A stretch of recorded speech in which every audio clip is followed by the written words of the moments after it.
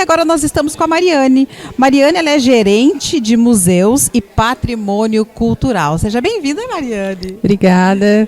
É um prazer receber o documentário aqui. Muito obrigada. Que legal. E que profissão linda, hein? Tu gera cultura, tu busca, tu traz, né, vivo a identidade cultural da cidade. Sim. Ser gerente de museus e patrimônio cultural, né, hoje, junto à diretoria de cultura, né, a gente tem aí uma gama de produtos culturais para estar trabalhando, mas principalmente é essa comunicação de quem faz a cultura e da cultura do município, né, essa relação que a gente tem. Então, tanto o Museu da Baleia, que hoje é um dos nossos museus aí que está aberto ao público, aberto à visitação, que foi o local onde a gente teve aí a ilustre presença de todas essas pessoas para poder receber o documentário, tanto os outros patrimônios culturais que a gente tem, tanto material quanto imaterial. Então, para a gente é muito importante estar aí ajudando um pouquinho a cultura de Imbituba. Que legal. E aí tu tens, assim, na tua outras funções, assim, dentro desta pasta, dentro dessa gerência, né, de museu, de patrimônio cultural da cidade? Sim. A função, né, dessa gerência de museus e patrimônio cultural é cuidar e também formar novas instituições museológicas, né? Eu tenho aí 5 anos trabalhando em uma empresa de museologia, trabalhando no ramo da museologia, que tem suas especificações, tem todos essas nuances, né, que uma profissão como historiadora que eu sou tem dentro da museologia. Então, essa pasta ela foi instituída para fortalecer essas instituições culturais da cidade, junto com o próprio patrimônio cultural.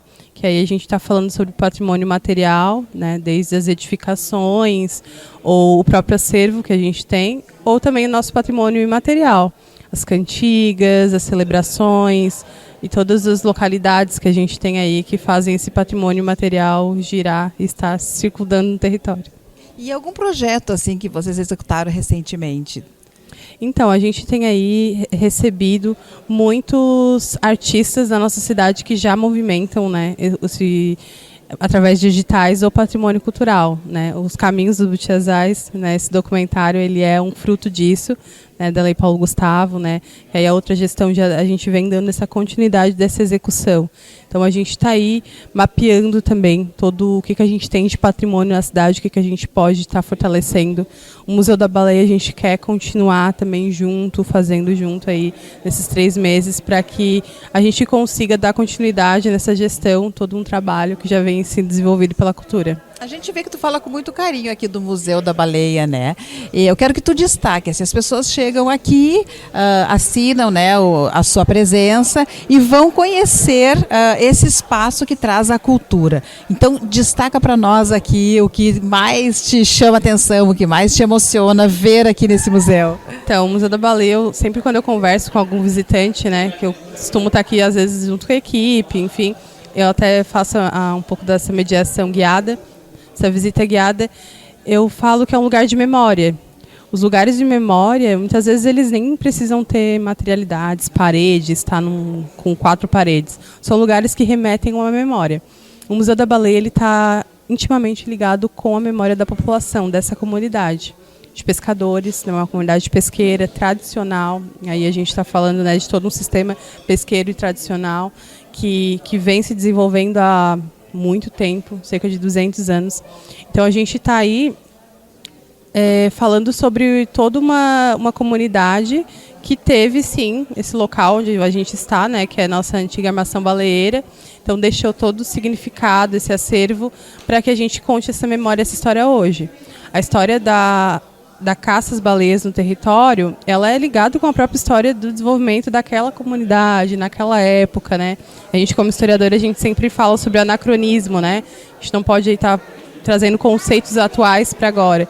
Então, o pessoal tem memória, que vem aqui, vai falar do acervo, que quando era pequeno, né, viu, presenciou, né, toda essa história. E a gente preserva um pouco disso e também continua contando atualmente o que é essa preservação das baleias no território, junto com essa história. Então a gente teve aí uma história, né, da caça, da matança, de tudo o que aconteceu, e hoje esse animal vem sendo preservado e cuidado, tanto por essa comunidade, mas por toda a Imbituba, né? Tem um espaço Kids aqui, né, que as crianças podem manusear um livro muito interessante. E como é que faz? As pessoas podem vir trazer alguns materiais? Vocês resgatam também? Sim, a gente tem esse espaço aqui, que ele é reservado, né, para as crianças que vêm aqui.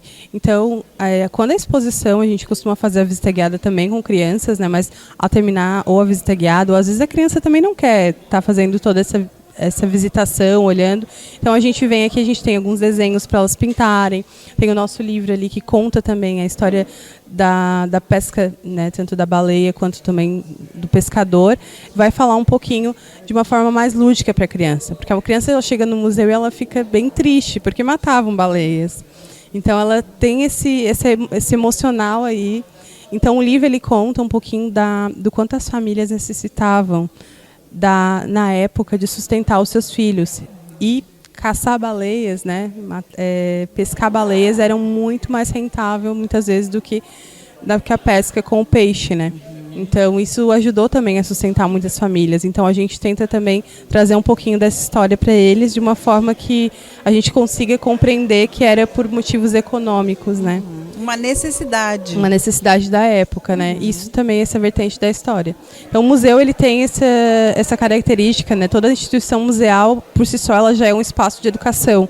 Então a gente está aí com novos projetos também que a gente quer implementar para poder trazer as crianças para o museu e que o museu não é coisa chata, não é coisa não é só peça antiga, né? Enfim, tem ainda um estigma, né? O museu é chato, as crianças às vezes acham, né? Mas aí a gente tem toda uma ludicidade que a gente pode desenvolver, inclusive falando sobre a própria anatomia da baleia e sobre como ela vive, e a gente quer fortalecer isso cada vez mais. Elas estão expostas aqui, né? A carcaça da baleia. Sim. Tem uma adulta e uma mais jovial. Sim, a gente tem esse acervo aí, que são 2 esqueletos, né?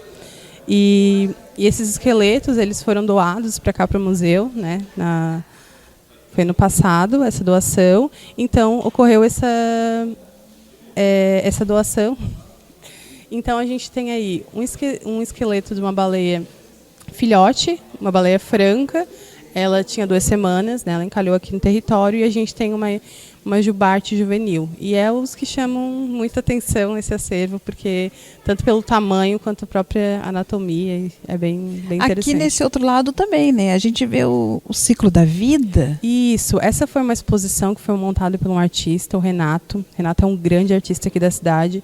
Inclusive, ele tem uma exposição para inaugurar também esse ano, apoiado pelo Procult. E ele trabalha somente também com os animais marinhos, né? Então, o Renato é um artista incrível e ele quis fazer um pouquinho esse ciclo da vida, né? Da baleia.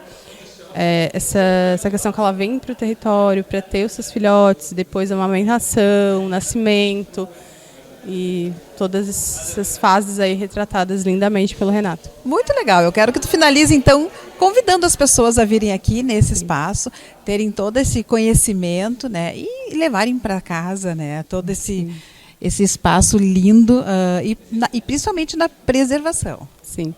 A gente convida, né, toda a comunidade, todos os visitantes também. A gente recebeu aí em janeiro 1.200 visitantes em um mês, então é um número bem expressivo, né?